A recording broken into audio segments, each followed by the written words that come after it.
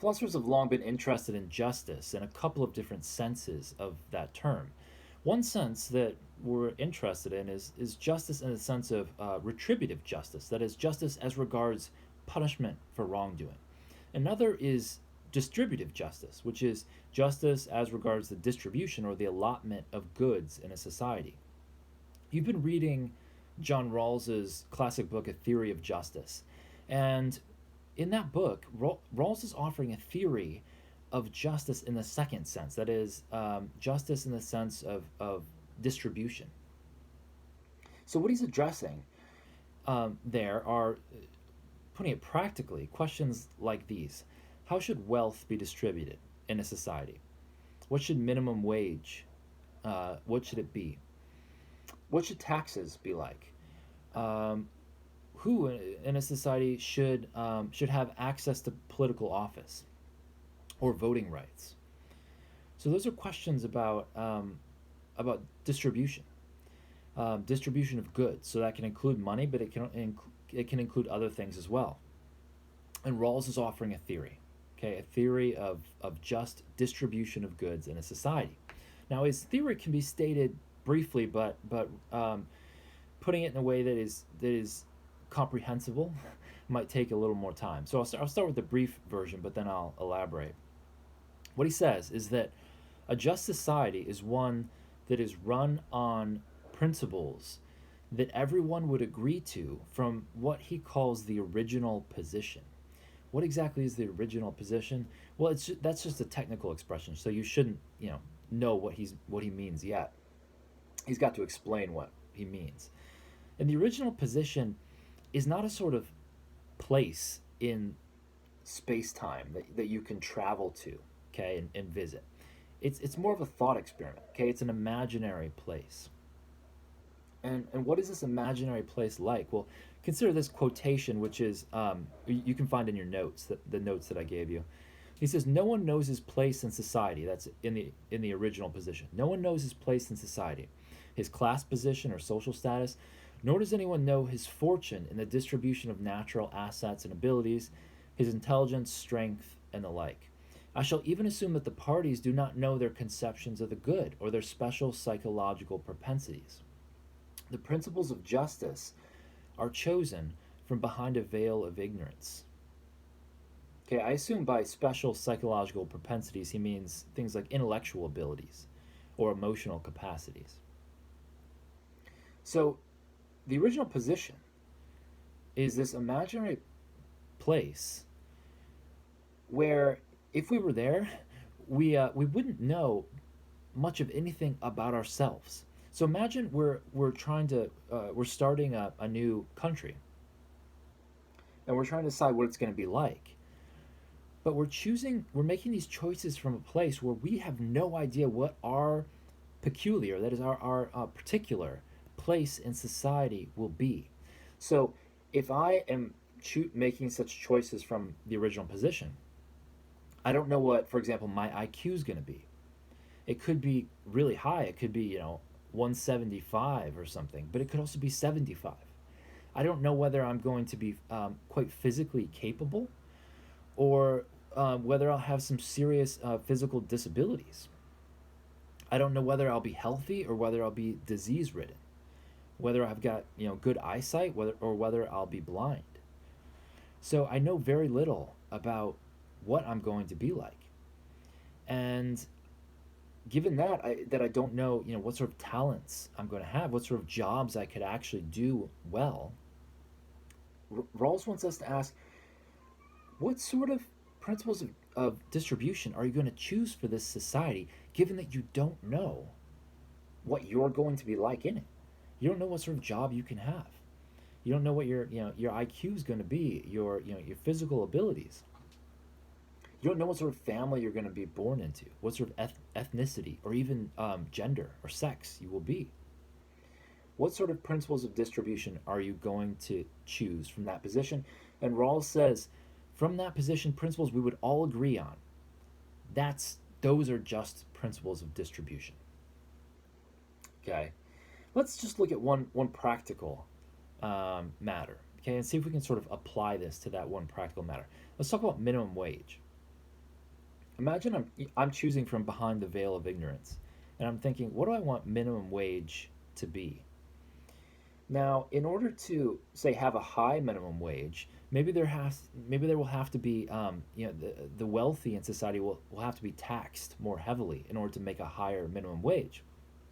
And what I'm thinking is, well, I could end up wealthy, but I could also end up poor. What sort of risk do I want to run? Okay, do I want to just be hopeful that I'll end up rich and have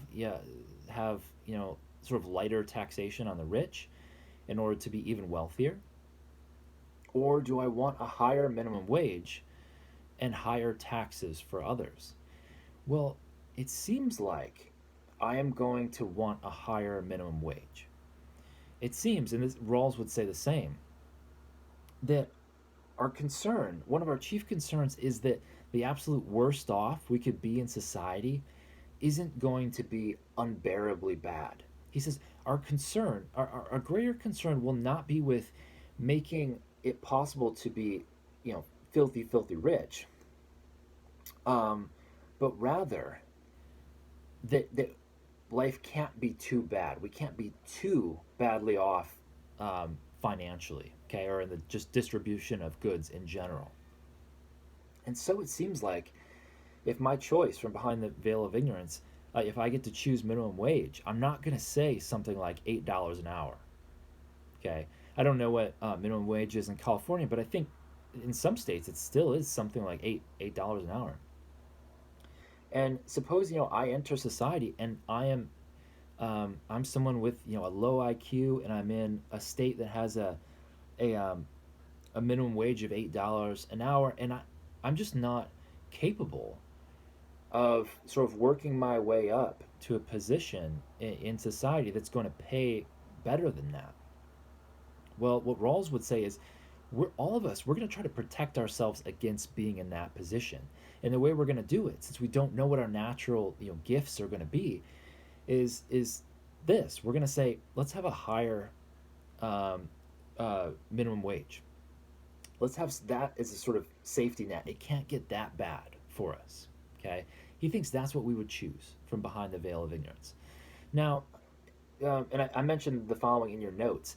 He sort of summarizes the choices he thinks we would make from behind the veil of ignorance like this.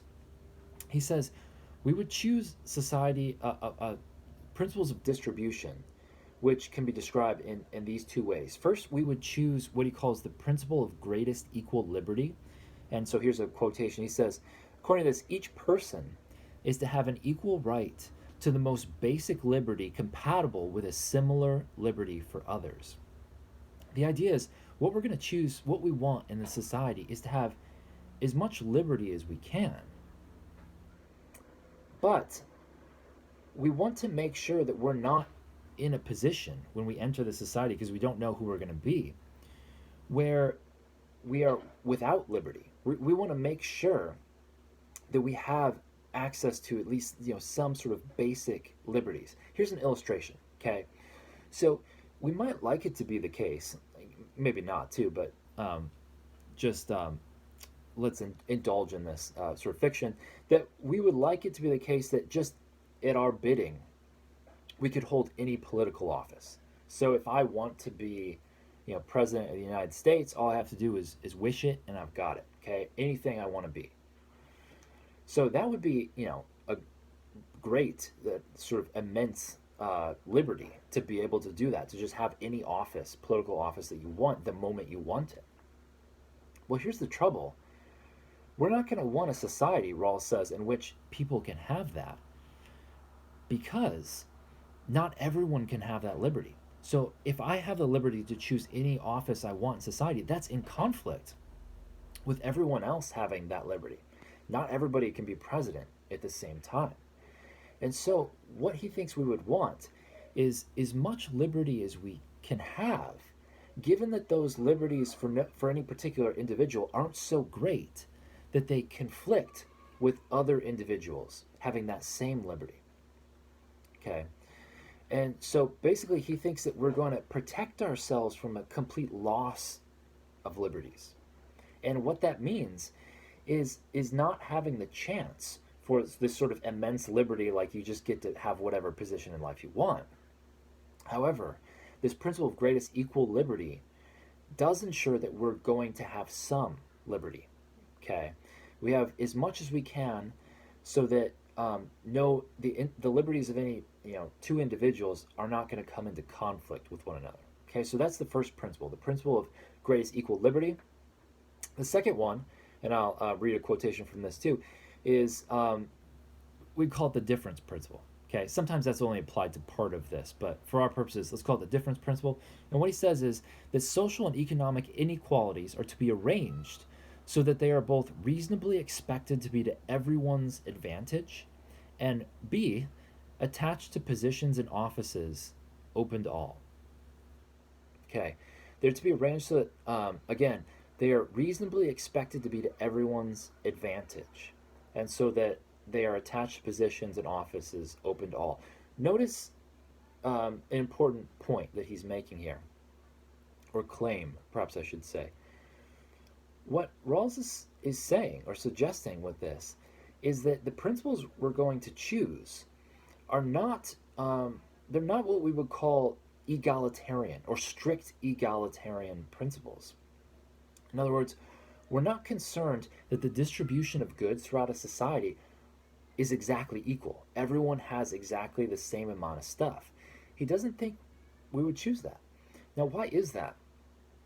Well, he thinks we would be okay with someone else getting more than us in a certain distribution of stuff, so long as that involved, us gaining materially as well. So imagine that someone comes up to me, on the sidewalk, and maybe this stranger pulls, some other person I don't know, and he brings them over to me. So it's me and these two strangers. One of them says, "Look, I've got $510 in my pocket, and I'll tell you what, Brian, I'm gonna give you $10, and I'm gonna give this other chap 500, or else I won't give either of you anything." Okay, so that's your choice. You can have $10 and he'll get 500, or you get nothing whatsoever. What Rawls thinks is that in most cases like that, we're going to say, "Yeah, I'll take $10." That's kind of weird. This, you're offering him 500, but I think I'd rather have 10 and let this guy have 500 than just not have anything at all. And in the same way, Rawls thinks we're going to choose principles which may result in an unequal distribution of goods, but we're okay with that as long as these principles will result in some gain. They benefit us in some way, no matter where we end up in society. Okay? So Rawls thinks then that we would reject strict egalitarianism. Okay. One other thing that Rawls thinks that we would reject is utilitarianism. So we've been talking about that some. And why is that? Well, it could be that a way to maximize happiness in a society is actually to in some way distribute liberties in a way so that some people have virtually none. Maybe they're enslaved. But by enslaving these people, some people could be really happy.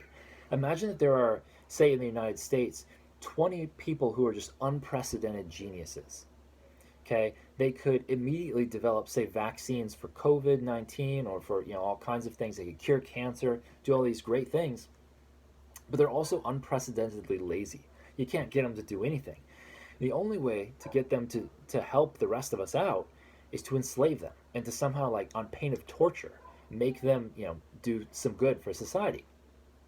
Well, what Rawls thinks is we're not going to choose a society where some people might end up enslaved for the benefit of others. Even if that means that, on the whole, the total amount of happiness in that society is greater than it would be if there was no slavery in it. He thinks that we're going to say to ourselves, I don't want to run the risk of being one of those people who is enslaved, who has a terrible, difficult life in order to benefit others.